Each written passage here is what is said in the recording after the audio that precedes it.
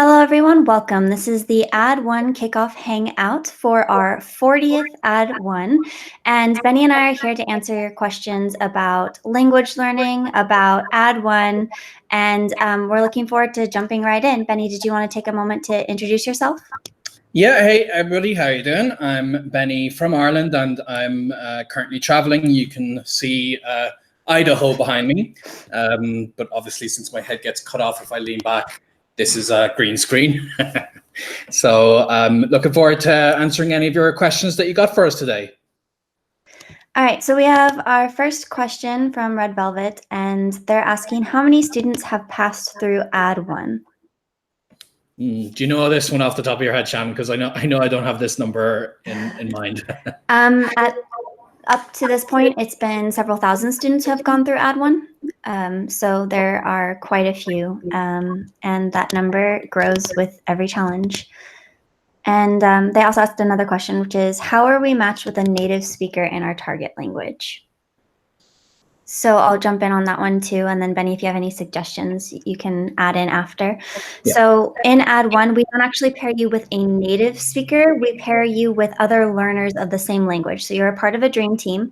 So for example, if you're learning Japanese, you'll be partnered with a group of other Japanese learners. How many members are in this group depends on each challenge because we get a different mix of languages every time. So it's sometimes 2, sometimes it's 10, sometimes it's big enough that we actually split it into 2 separate Japanese groups. So there's maybe 20 or more.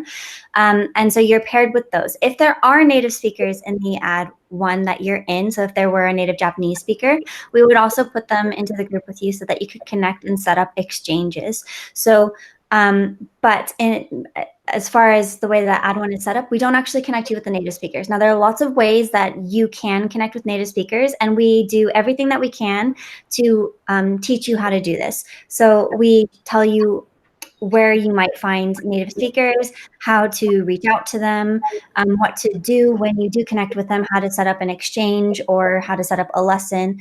And so we give you all the tools that you need to be able to do this on your own because this is a really important skill. And as a part of Add1, one of the things that we really focus on is helping you build the skills and find the tools that you need to continue the momentum you build in Add1 on your own once Add1 is complete. So we want you to become successful independent language learners. So everything that we do is focused on helping you build those skills. And so one of those skills is finding native speakers to practice with, successfully setting up exchanges with them, successfully maintaining that momentum and doing it consistently. Benny, do you have anything you'd like to add to that? Yeah, so people always presume that the only way you can get like very good immersion with a language is with native speakers. But from my personal experience, when I first started to learn Spanish, I didn't make a lot of progress when I tried to speak to natives because they spoke so quickly. But I did start to make tons of progress. Am I coming through okay? Yeah, sorry, I went out for a second now. I did start to make tons of progress when I was speaking with the other Erasmus students in Spain. So these are actually non-native Spanish speakers.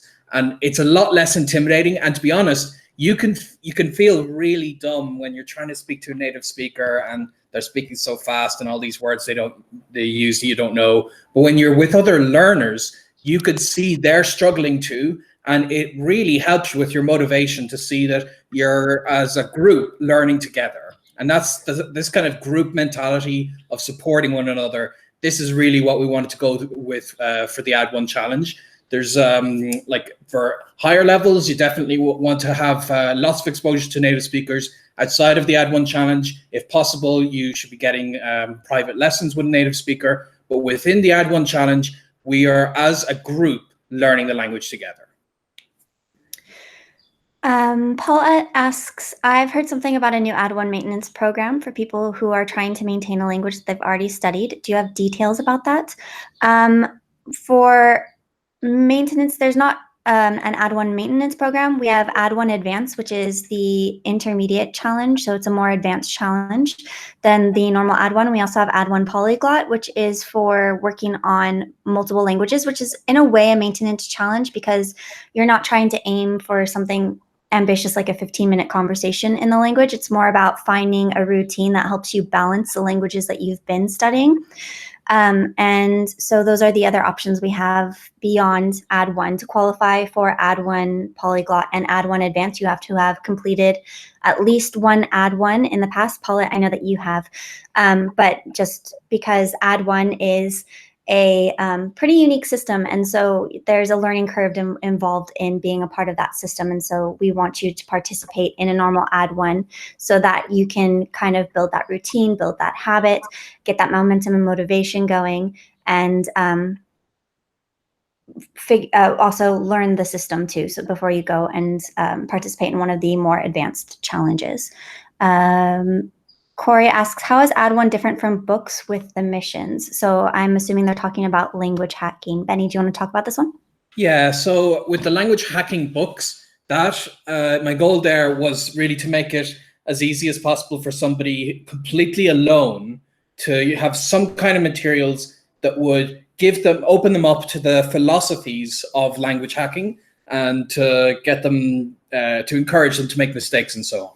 So for people who are not going to be learning with others, that's what I made the language hacking books for. But the Add1 challenge, on the other hand, doesn't actually have course aspects in the same way the language hacking book does, because that had like actual exercises per language and such. And we have a much different approach in the Add1 challenge that we're trying to independently learn the language. So you'll have your separate learning material, but then the actual community will support you as you make progress in the language. So the language hacking books are more of a course, whereas the Add1 challenge is a community that will help you to maintain your drive to learn the language. Because what I found from trying to learn languages multiple times, the hardest part is not necessarily some grammar conjugation or something. It's just losing motivation and just feeling like, oh, I'm never going to learn this language. I'm so stupid. And you need other people to support you in those times. And that's what we do in the Add1 challenge. Julius asks, I was always curious on why 90 days was the goal. Was there a specific reason for that, Benny? There is definitely a specific reason for why the blog has 3 months in the title. I am a traveler. I travel all the time.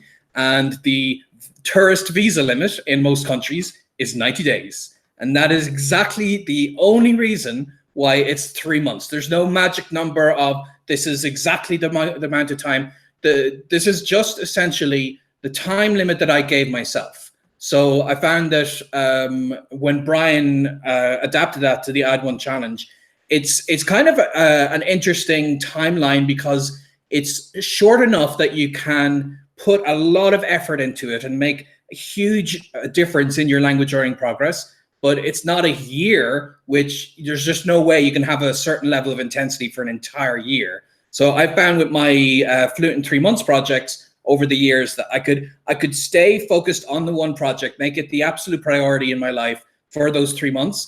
But then realistically, after that, I'd need a break. I'd need to go on to some other project, or maybe I'd still be learning, but not at the same level of intensity. So it's kind of this, as you call it, Goldilocks zone of not too big, not too small. But like, you know, people adapt to that. Like you can make it 4 months, you can make it 2 months. Within the Add1 challenge, since we're all learning together, we do align it with the 90 days, just so that everyone's starting and finishing at the same time.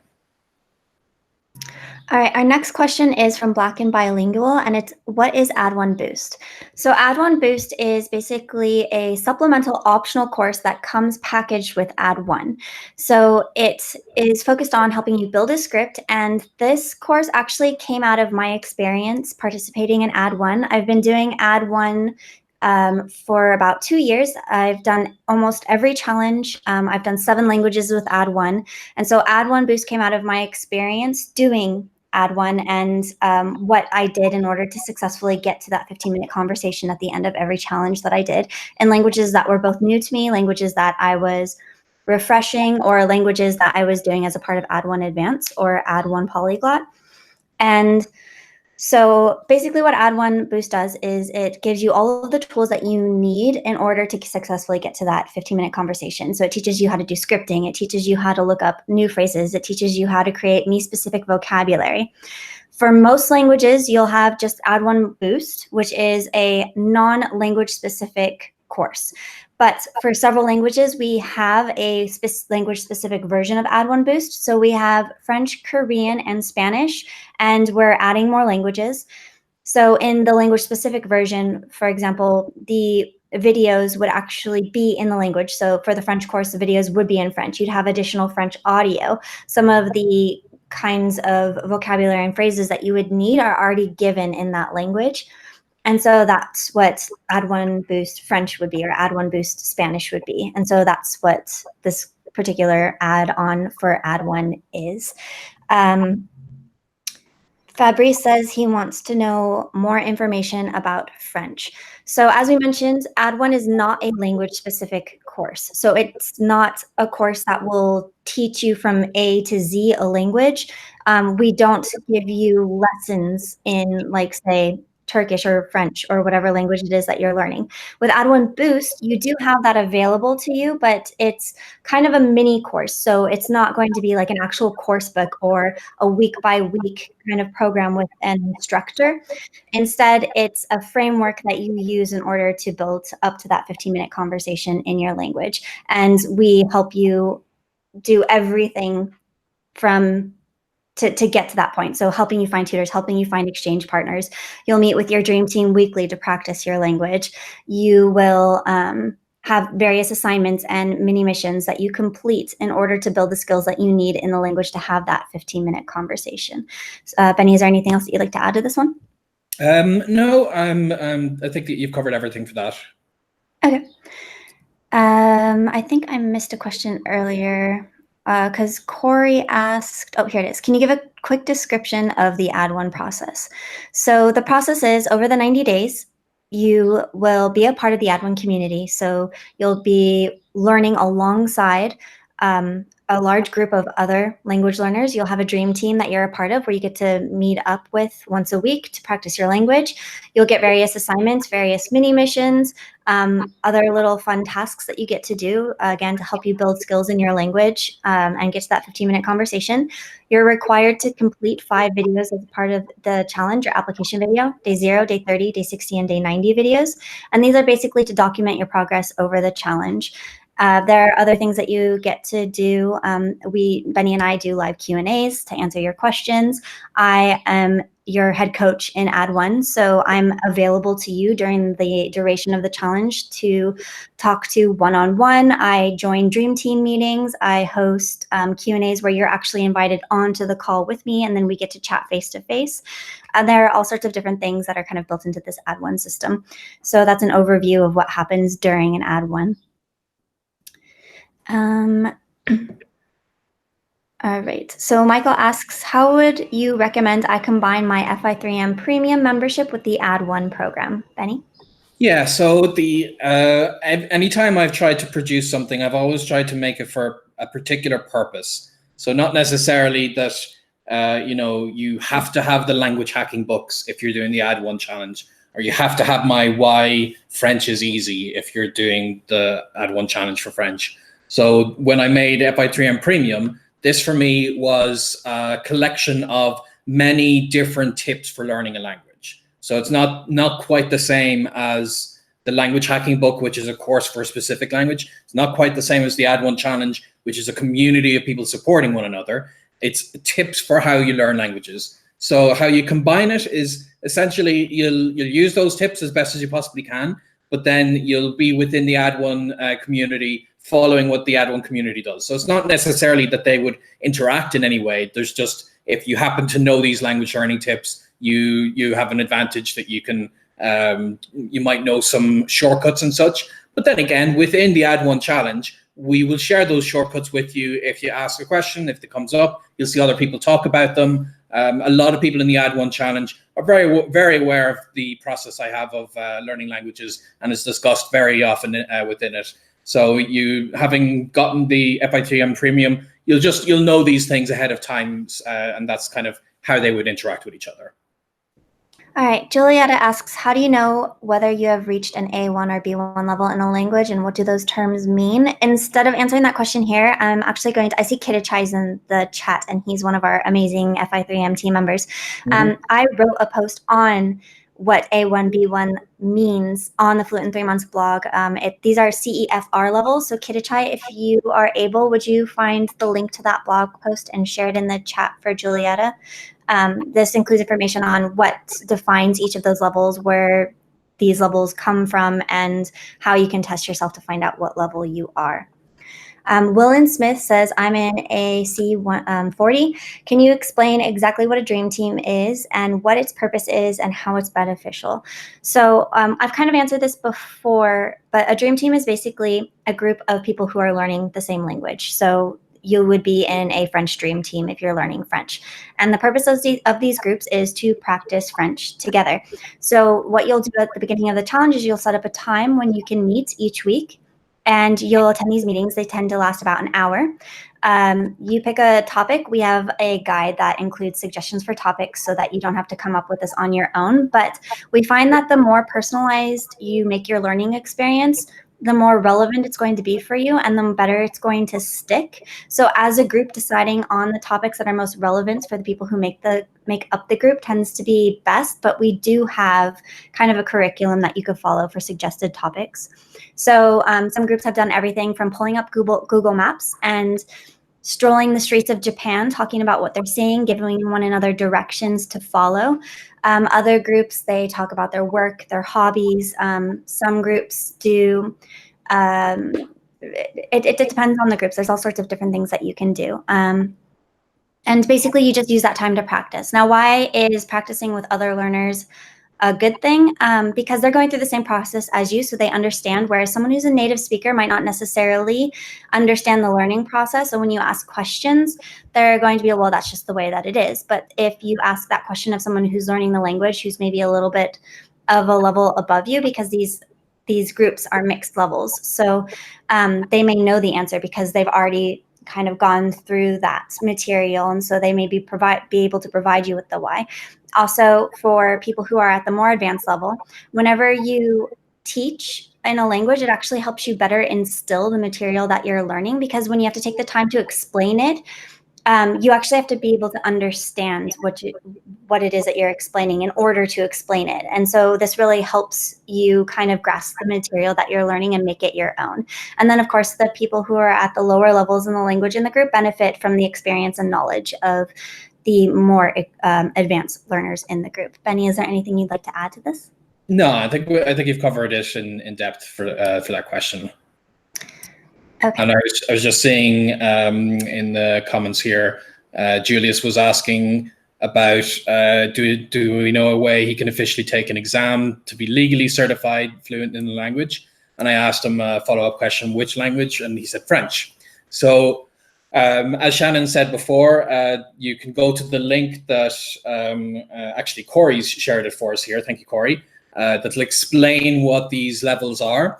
But then within those, you'll find references to the actual institutions. They're also linked to on the Wikipedia article. So for French, for instance, it's the Alliance Française. So if you're in France, you got a lot of them you can access. But if you're not in France, you can still find them. So for instance, in America, there's an Alliance Française for sure in New York. I've walked past it a bunch of times. So you could inquire there and ask them, when are their exams? And there's the if it's the same as when I did it, there's the DELF and the DALF exams, depending on which level you're aiming for. So B2 would be the DELF, and you just sign up for it, pay a couple of $100, a couple of €100, and then you sit the exam. So I've done the DELF B2 level in French. It was my first ever SEPR exam, and I definitely enjoyed the process. It meant I didn't have to go to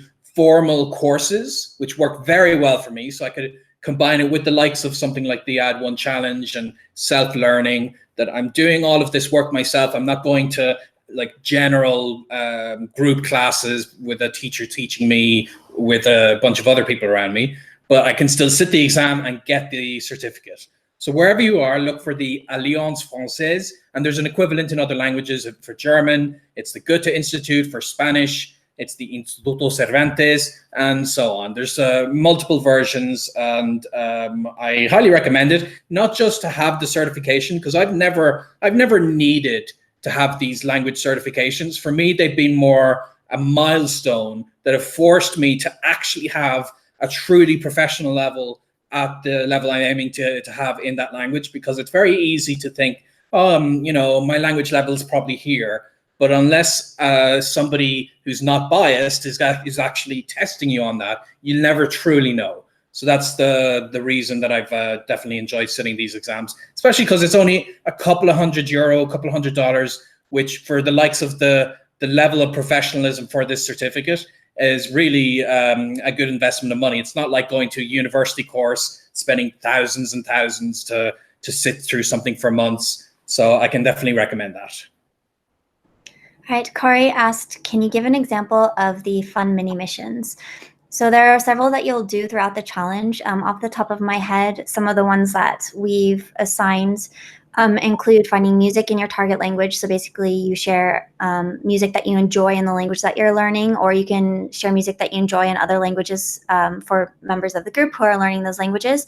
And so basically you create a playlist of sorts. And we have a document where we store all of these. So all of the music ever shared by past Add1 participants is there, so that you can kind of go through it and find other music that you may not have discovered otherwise. We also do a mini challenge where you find a recipe in your target language and you follow it, and then you share a picture of the dish that you made, or you can even share a video of the process of you making that dish. And we've had participants make everything from sweets to bread to dinner dishes, and it's just amazing to get to see, you know, those end result photos from the recipes that the participants have followed. So those are just a couple of examples of some of the mini missions. Elizabeth said, we get our dream team assignment and day 0 video instructions on Sunday. Yes, so the day 0 video instructions come out on day 0 because the video is actually due on day 5. So please look in the Add1 community for more announcements on all of the different assignments and things like that specific to this particular challenge. David says, hi guys, my wife and I are doing our first Add1 together. We're excited. What advice can you give to 2 people living together who are sharing a language mission? Any specific advice related to Add1? Your microphone's muted. Sorry about that. So I'll jump in on this one then. I can suggest that you do not have a goal to speak the language to each other all the time, because this is too ambitious. And when it's 2 people who have over a very long period of time spoken, let's say English together, there's a psychological barrier in the way to being able to switch that language when you're already used to it with that person. It's a lot easier with a new person to start using a different language. But having said that, while you're living together, I would highly suggest that you put aside at least an hour a week, if not 20 minutes a day, whatever is realistic for you, for a very specific time of the day, and perhaps even a specific activity, like while you're cooking together or something, and make it part of your routine that you'll only try to use the language in that time. And ease yourself into it, because if you decide I'm going to spend the whole afternoon speaking, French with my wife, then that's for a day 1 project. That's going to make you feel like, oh, I don't know what to say. I'm going to be quiet for the whole thing. So ease yourself in and increase the time if you feel like you're able for it. But definitely don't get too ambitious, because you might then end up not using the language at all because you'll just give up. It's very important to ease yourself in. But then within the Add1 challenge, at least you have people who you're meeting for the first time, and you can potentially be in touch with them and start writing to them and such in that language, because it's a lot easier with new people to begin using a language and stick to that language with them. All right, Shathana asks, is it possible to learn 2 languages in Add1 at the same time? So the short answer to this question is no, and I'll let Benny talk about why you shouldn't learn more than 1 language at the same time in just a moment. The only exception we have to this rule is if you've already completed an Add1 and you're enrolled in Add1 Polyglot, but you're not technically learning languages in that challenge, you are maintaining languages and building a routine for maintaining multiple languages in that Add1. So I will let Benny take over and talk about his thoughts. Yeah, my reasoning behind why I would suggest that is that if you really want to get a benefit out of a project, it needs to be focused. Like in an ideal world, I might tell myself this summer, I'm going to lose weight. I'm going to learn a language. I'm going to play the violin, and I'm going to do this and this and this. And I'm going to make a big long list of all the things I'd love to do. But realistically, I'm not going to achieve any of them if I'm doing that.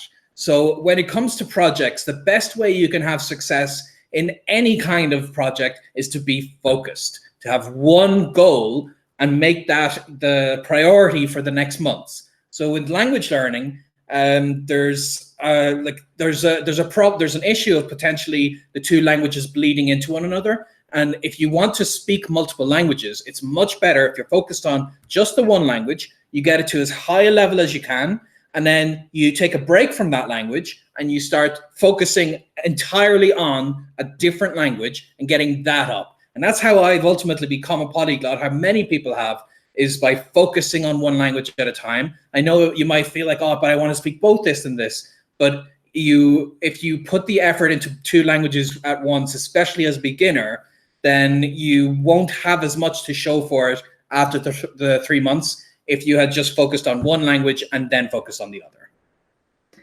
All right. Ibn Ashraf asks, any tips or examples on how to develop a single point, idea, fact for conversation purposes? So I think this is kind of along the lines of language islands. If you'd like to speak about that, Benny.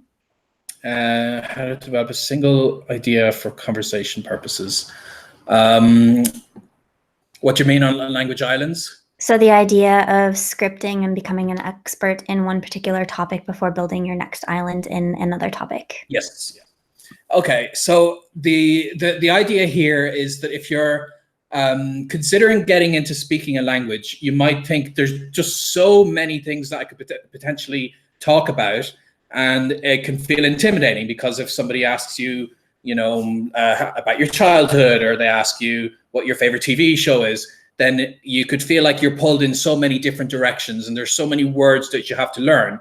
Whereas if you're thinking of it more like an island where you have focused vocabulary and focused phrases and general questions that tend to come up more consistently. So if you're talking about your childhood, then you're likely to be asked where you grew up and what you learned at school and all of these kind of similar themed questions. And similar to what I just said in the previous question, if you're focused, you can focus entirely on the content related to that one topic, and you can become not necessarily an expert, but within the bounds of what you're able to converse about, you can be a mini expert on that island. And that's kind of how you can build yourself up to be able to talk about more and more things. And as you learn things for one subject, it's going to bleed into others because you're going to learn vocabulary that's relevant to other situations, of course.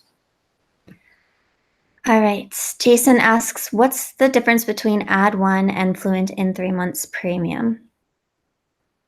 I think we kind of covered that previously, just when we were saying like combining the two. Combining the two, yeah. But just as a quick recap, Fluent in 3 months premium is a long-term language learning portal, and the Add1 challenge is a 3-month course. So basically, one you can use indefinitely, and the other it happens within a specific time period as a part of a community. And one helps you with becoming an independent language learner on your own, whereas the other one helps you reach the goal of a 15-minute conversation in your target language. So those are just a few of the key differences. So while we wait for more questions, Benny, did you want to share some of your advice for someone who's just starting this Add1? Yeah, so if it's your first Add1, I think it's very important to remember you're going to see a range of people as they share their videos. And it's like our psychology makes it so that we tend to see things in a negative light sometimes. And if you see other people's progress videos, you might think, oh my God, these guys are geniuses. They're sharing this progress, and I don't think I'd ever be able to do that. But what your mind doesn't really capture is them also sharing how they struggle to get there. And you might kind of write that off. And I think it's very important to have your mind open to both of these versions, that you're seeing the person's struggles, then you're seeing their successes, and you're seeing how one of these led to the other.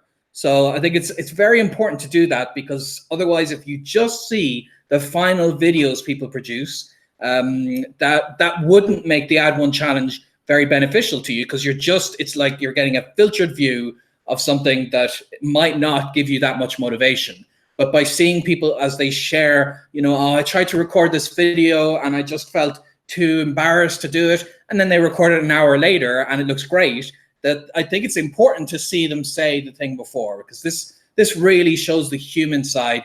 And it can feel like, when you look at the internet, and you might imagine when I'm learning a language that I just breeze through it, it's all so easy for me. But realistically, I struggle, everybody else struggles, and it's great within the Add1 community that you get to talk about this. You get to see it happen with other people, and you get to tell yourself it's okay that I'm struggling.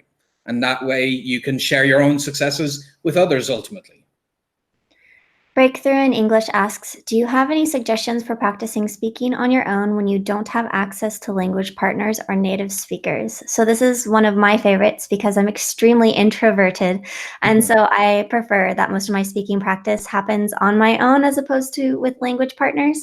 So some of the things that I do are, one, I self-narrate. So for example, if I'm in my car and I'm driving, I will talk to myself about what I've done that day or what I'm going to do that day in my language. And this really quickly helps me realize where gaps are in my vocabulary, because there are certain ideas or things that I'm not going to be able to express. So I kind of make a mental note of these to go back to later. Sometimes I may even just record a voice note of that monologue so that I have it as reference when I want to go back and look certain things up, because I have that documented. I also create lots of videos in my target languages. These are great because then I get to share them and I get feedback from native speakers without the pressure of having to interact with native speakers in real time. I also get encouragement from other people who may not necessarily speak the language, because I'm sharing my progress, I'm sharing my updates, and that's a big part of the reason why we have you create videos as a part of Add1, to get that feedback, to get that encouragement, and then also to document where you are in your language, because these videos are really, really great for showing, here's where you were on day 0, here's where you were on day 30, and so that you can actually see that progress happening. Other things that I do are I read out loud. And when I do this, I make sure I record myself as well so that I can listen back for mistakes in my pronunciation. And I also will not necessarily have an exchange, but with platforms like HelloTalk or even WeChat, I can send someone a voice note in the language, and then kind of chat out of real time. And so it's not necessarily a conversation, but I'm still getting that speaking practice. Benny, do you have anything else you'd like to add? Yeah, I mean, part of it is that, like you said, I think if you're an introvert, it can definitely make a big difference that you're openly speaking out to yourself to practice it. I'm definitely not an introvert, but part of what I do is speaking to the camera, which is something I'm speaking alone. Like people will see it later, but it's still me practicing out loud, and it's still something I might rehearse for. If I have a particular script that I know I want to say on camera, then I'm going to say it out loud a few times ahead of time. And it really does help, because there's this idea that in our brains, if we just study enough, if we study for enough years, then we will suddenly be fluent in the language. But there's a lot of muscle memory involved. There's a lot of the idea of actually saying these words out loud. You don't have to necessarily say them out loud to a native speaker to get that muscle memory. The native speaker interaction represents a different thing for me. That's more getting the confidence of like spontaneously being able to follow the conversation and move it forward. But the ability to actually say the words, you can indeed focus on that by yourself, whether it's in front of the camera or the suggestions that Shannon was just talking about. I like to think of this too. I'm a musician by trade. I play saxophone. And if I were to only play my saxophone when I was performing with other people, I would not be a very good saxophonist. So if all I did was read about jazz theory and read about music theory and read about other musicians and what they did in my solo practice time, but didn't actually touch my saxophone until I had a performance, I would not have any of the muscles or muscle memory that I need in order to perform on my saxophone. So I spend lots and lots of time practicing by myself, which is the same as speaking by yourself in a language before I go out and use my saxophone with other people, which would be using the language with other people. Both are equally important, and both, you should definitely do both. But that's just kind of a little extra added metaphor. And Corey asks, do I share these videos via YouTube for the world to see?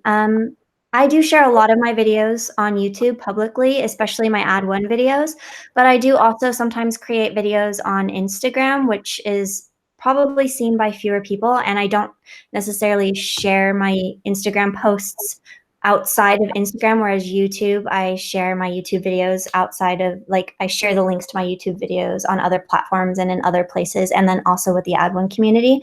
So I also like doing videos on Instagram because they have a 1 minute limit. And so one, it stretches me to really fill that 1 minute with as much speaking as I can. It lets me pick really specific things to talk about during those videos. And it's less pressure because it's only 1 minute. Whereas with YouTube, you can pretty much go however long that you want to. And even if it's just pressure that you're putting on yourself, it feels like there's a slightly different expectation. So I find Instagram to be a really great place to record some of these videos of me speaking my other languages. Benny, what about you? Where do you share your? Well, I like what the addition Stephen has made here, that it can't, I know that YouTube feels like you're sharing it with the whole world to see, but there's different levels of sharing on YouTube.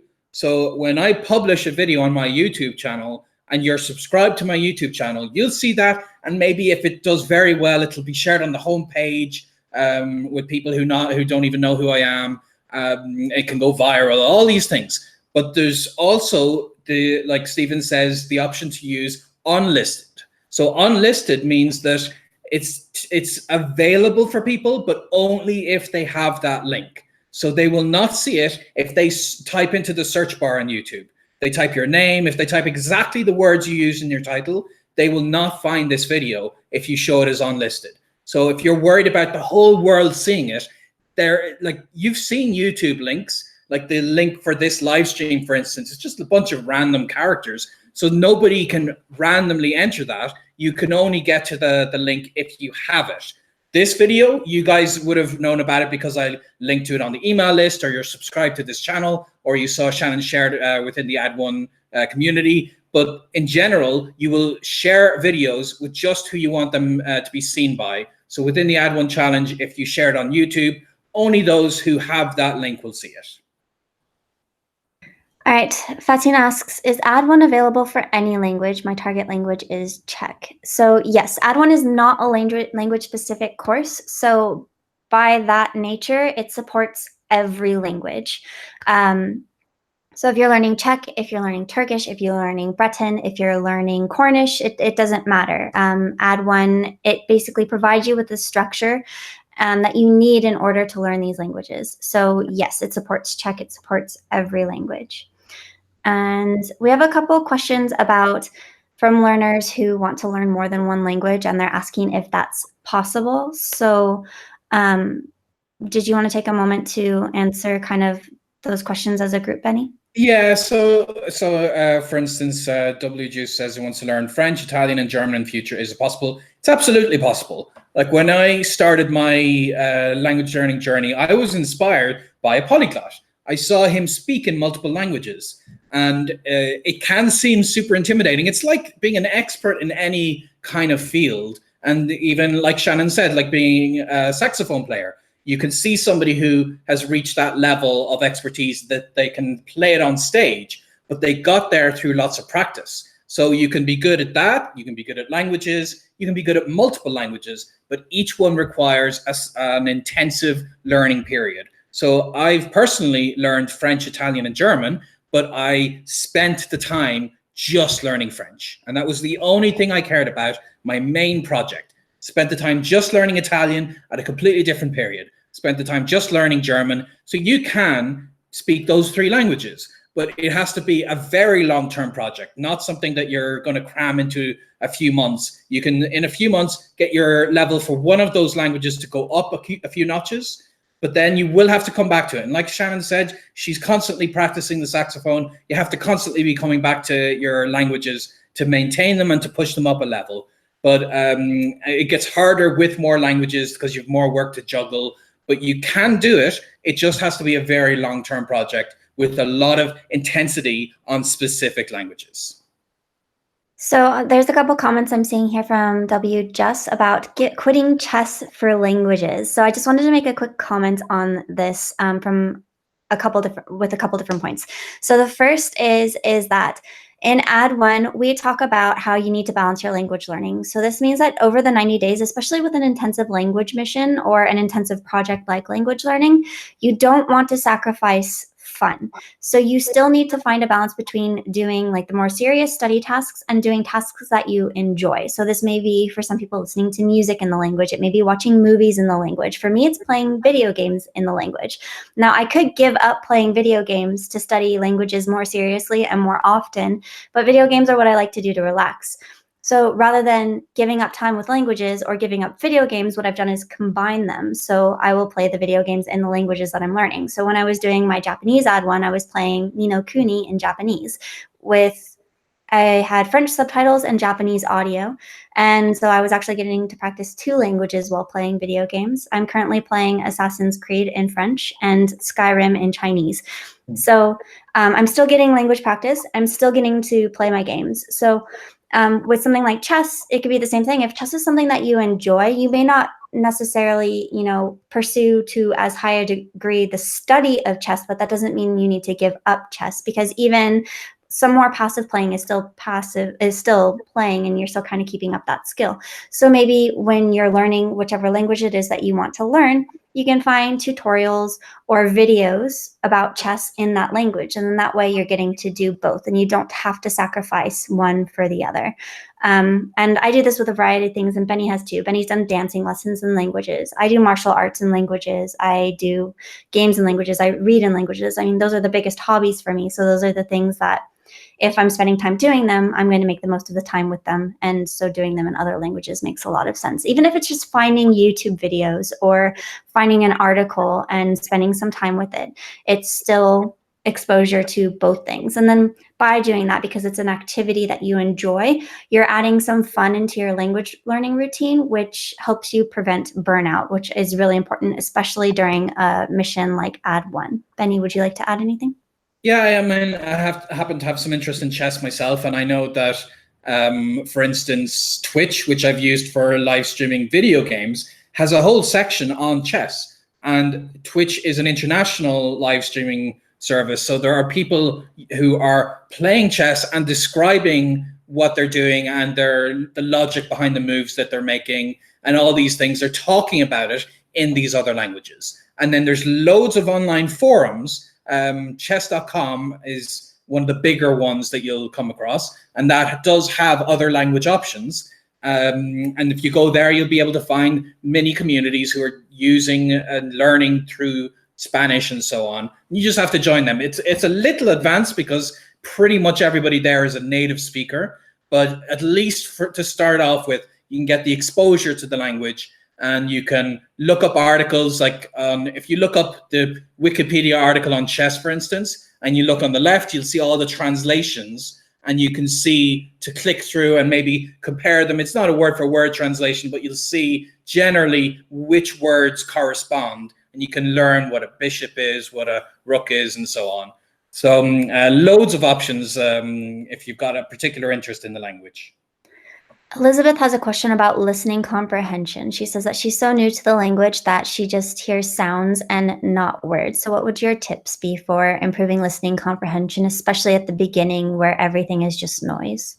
Yeah, I think the issue here is mostly when you're thinking about listening to native content. So like for so many of my languages that I had no prior experience with or no related language, like when I started learning Mandarin, for instance, if I turned on the TV and I would listen, I would hear the news or some soap opera or whatever, it would be completely incomprehensible to me in those first months. It would be essentially noise because, and I might be feeling confident that I know a few sentences and such, but turning on the TV just completely blew that away. So what you can do is to ease yourself into this. There's several ways you can do that. You can find stuff on YouTube, and then every YouTube video that has been uploaded has the option, you click the gear icon and you can change the speed to be half the speed. And this helps a ton because it means it's slowed down, and especially if it's a video with captions, because that helps you associate the sounds with the written form. Because in European languages, for instance, you might see the written form and understand it because you might recognize a lot of words. But until you've got that sound association, and I did that with my Spanish, for instance, by watching The Simpsons with subtitles. And the subtitles were in Spanish, not in English, but in Spanish, so that I could associate the sounds with those words. So that's like one thing is having the written form, some kind of captioning with what you're actually reading and following along with that so that you make that association between the words and the sounds. And then the other is to slow it down if at all possible. I'm also a big fan of using the podcast series, and maybe Kidichai or somebody can share the link to our Language Pod 101 that we mention all our favorite podcasts. And what they do in those is for the lower levels, they intentionally speak very slowly and they use words that are going to be easier for beginners. And this way you ease yourself in. And I know that's not necessarily the same as native speakers speaking quickly, but by easing yourself in, you do get the skills over time to be able to recognize the very fast-paced spoken language. So with all of my languages, I've started off, it's been pure noise. And with time, I've improved my skills because I've done things at the level I was able to do. I've eventually reached the stage where I can talk to native speakers. They can speak as fast as they like, and I've no problem following along with them. All right, Michael asks, what do you think are the most important pieces of advice to successfully completing an Add1?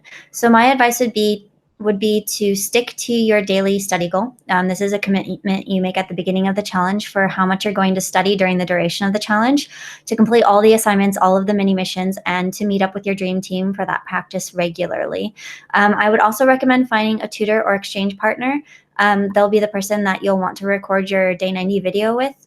And so basically just complete the Add1 system. And if you complete the Add1 system and if you do Add1 Boost, then that will definitely go a long way towards your success in Add1. Is there anything you'd like to add, Benny? I think you've covered it pretty well. The important pieces, we've a lot of the stuff we've talked about today is what would make you successful in the Add1 challenge. Great. All right. Well, that's it. If you guys would like to find out more information about Add1, you can visit add1challenge.com to sign up for notifications about what Add1 is, when Add1 is opening for enrollment, and you too can get to that 15-minute conversation in your new language. And I look forward to learning with everyone who's a part of the Add1 40, and I will see you in the community. Thank you. Thank you, Benny. Thanks for joining us, everyone, today. Happy language learning.